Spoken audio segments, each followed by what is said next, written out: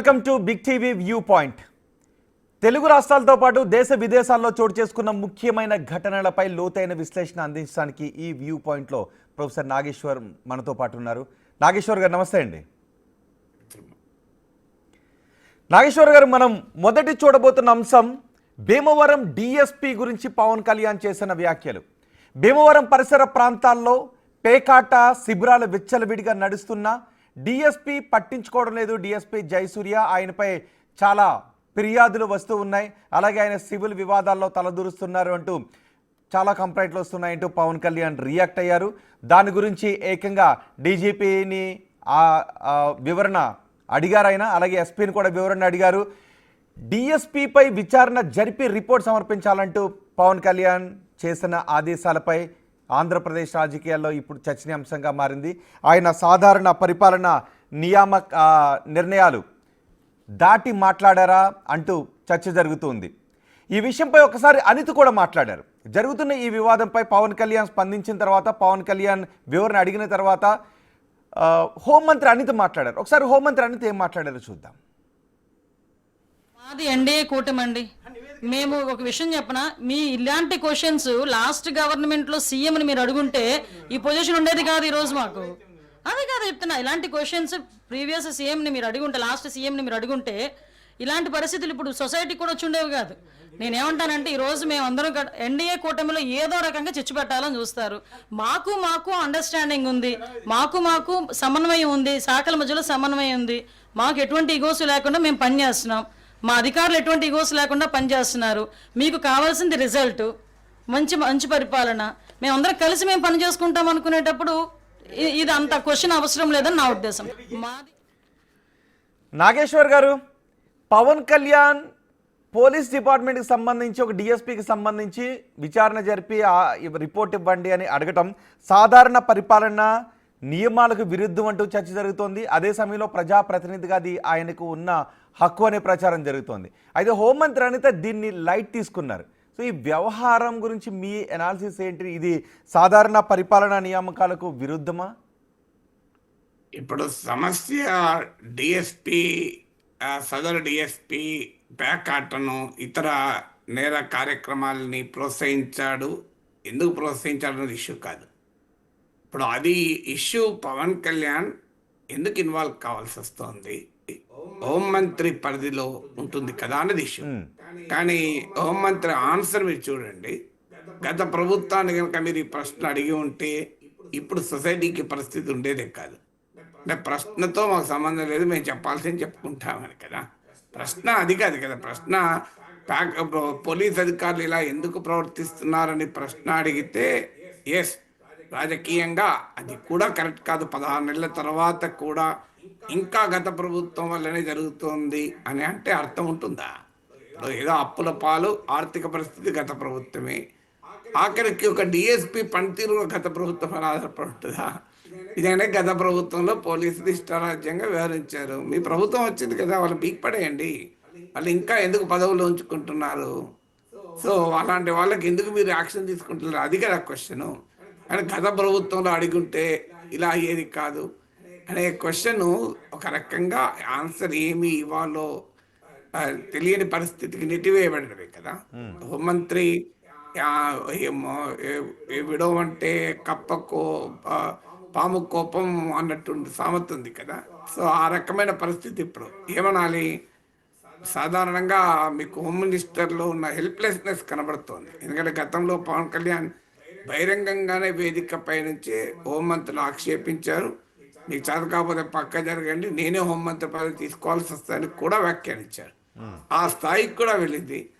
So ఆ తర్వాత ఇప్పుడు ఒక పోలీస్ అధికారి, ఒక ప్రజాప్రతినిధిగా, ఒక మంత్రిగా, ఒక ఉప ముఖ్యమంత్రిగా ఖచ్చితంగా ఒక పోలీస్ అధికారి పైన చర్య తీసుకోమని రిప్రజెంట్ చేసే అధికారం పవన్ కళ్యాణ్కి ఉంటుంది.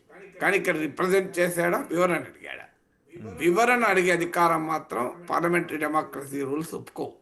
ఎందుకంటే కలెక్టివ్ రెస్పాన్సిబిలిటీ ఉండొచ్చు, కానీ అదే సమయంలో నేరుగా వివరణ అడగడం డీజీపీని, మరి వివరణ అడిగితే హోంమంత్రిని బైపాస్ చేసి డీజీపీ ఎందుకు అడిగారు? ముఖ్యమంత్రి అడగవచ్చు. ముఖ్యమంత్రి different, chief minister different from deputy chief minister.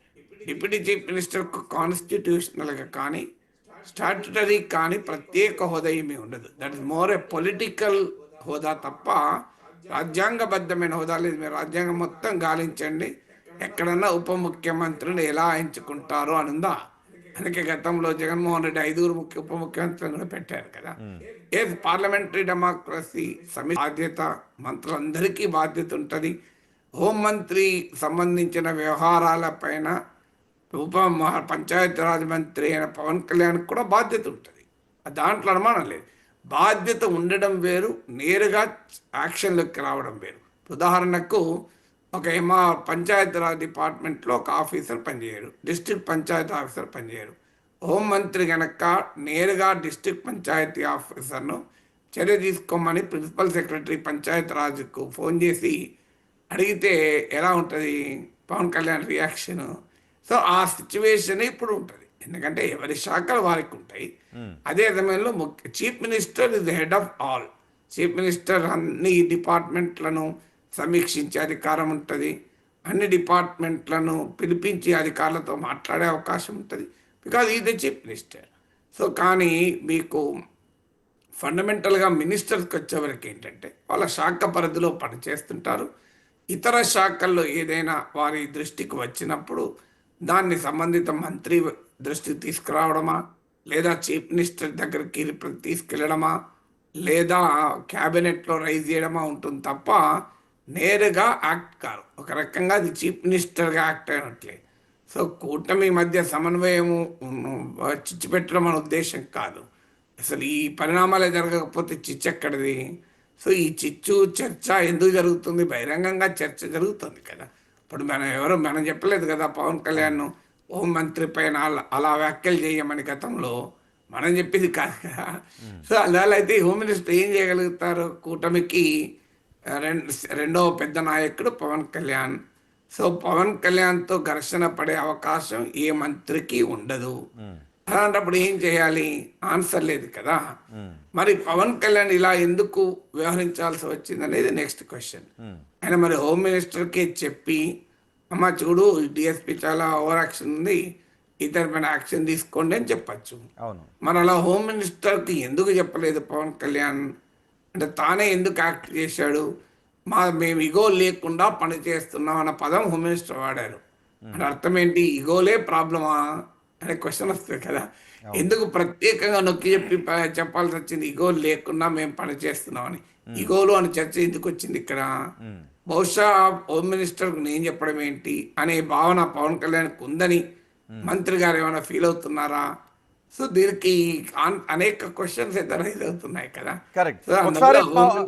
Nageshwar గారు ఒక్కసారి పవన్ కళ్యాణ్ గతంలో కూడా మాట్లాడిన మాట కూడా ఉంది. అంటే దీని గురించి వివరణ అడిగితే కూటమిలో చిచ్చు పెట్టాలని చూస్తున్నారు అని అనిత అన్నారు.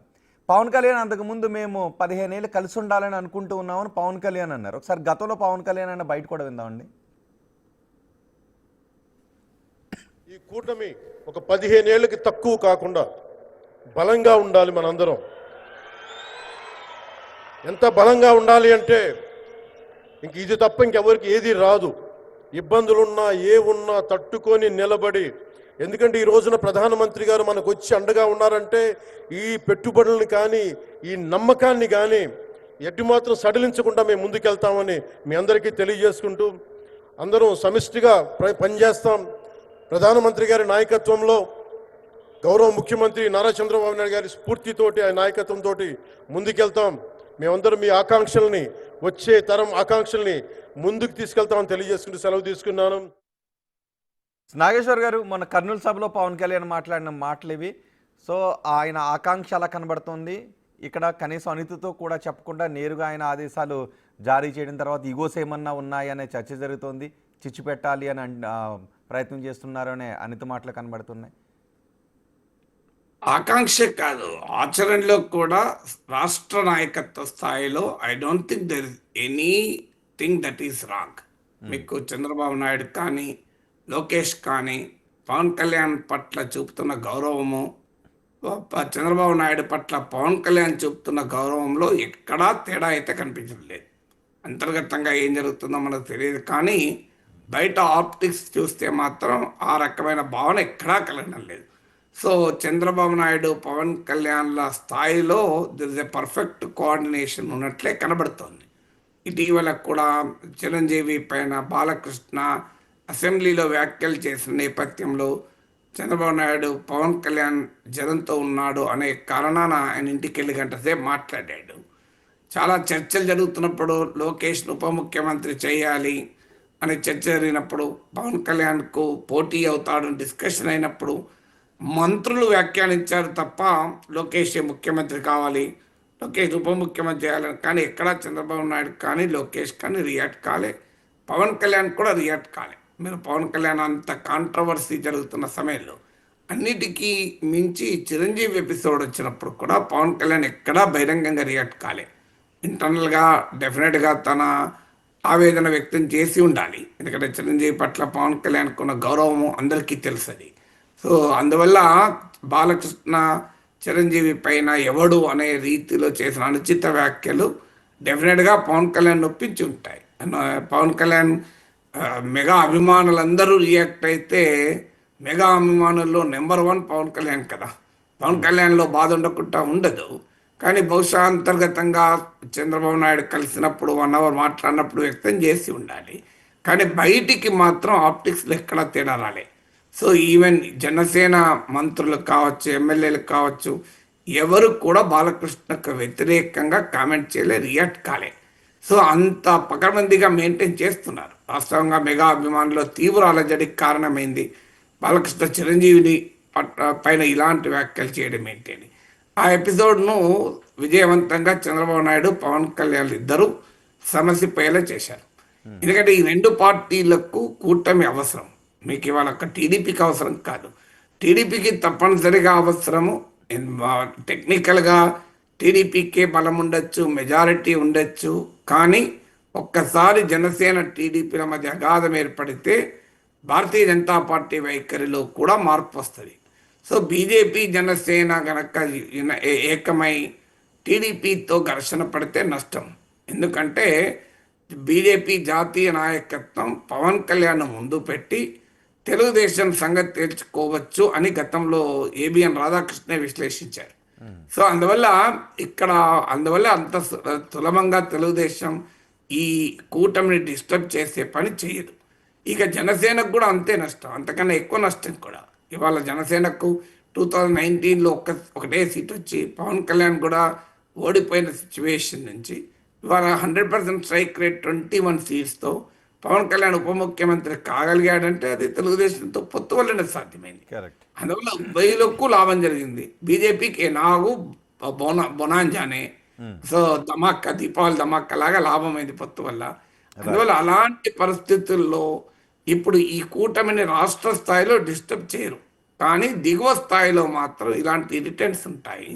అందువల్ల పవన్ కళ్యాణ్ 15 ఏళ్లకు తగ్గకుండా కూటమి ఉండాలి అన్నడుకు ఈ ఎపిసోడ్కు మనం లింక్ పెట్టాల్సిన అవసరం లేదు. ఆకాంక్ష ఆచరణలో కూడా కూటమి నాయకత్వం స్థాయిలో రాష్ట్ర స్థాయిలో ఎలాంటి ఇబ్బందులు లేవు. కానీ క్షేత్ర స్థాయిలో ఈ ఛాలెంజెస్ లోకల్ ఎమ్మెల్యే స్థాయి నుంచి మొదలుకొని ఏకంగా మంత్రుల స్థాయి, ముఖ్యంగా పవన్ కళ్యాణ్ హోంమంత్రి విషయంలో మాత్రం ఎక్కడో ఒక చోట తేడా కొడుతుందనే భావన కలుగుతుంది. మరి పవన్ కళ్యాణ్ హోంమంత్రి తీసుకోవాలని అభిప్రాయంలో ఉన్నారా అనేటువంటి భావన కూడా కలుగుతుంది. ఎందుకంటే గతంలో నేనే తీసుకుంటా అన్నాడు చంద్రబాబు నాయుడు, ముఖ్యమంత్రిని అడుగుతాను అనలే, నేనే తీసుకుంటా అన్నాడు. జనరల్గా శాఖలు అనేది చీఫ్ మినిస్టర్ ప్రెరగేటివ్, సీఎం ప్రెరగేటివ్ను పవన్ కళ్యాణ్కి తెలియక ఉండదు కదా. కానీ పవన్ కళ్యాణ్ నేనే తీసుకోవాల్సి వస్తుంది అని, అంటే ఏ శాఖ ఎవరు తీసుకోవాలనే దాంట్లో తనకు ఉండేటువంటి సే ఉంది అని ఇండైరెక్ట్గా చెప్పారు. అందువల్ల డెఫినెట్గా హోంమంత్రి అసహనాన్ని అర్థం చేసుకోవచ్చు, కానీ మీడియా పైన అసహనం చూపితే ఏమొస్తుంది. రైట్, మరో టాపిక్ చూద్దామండి.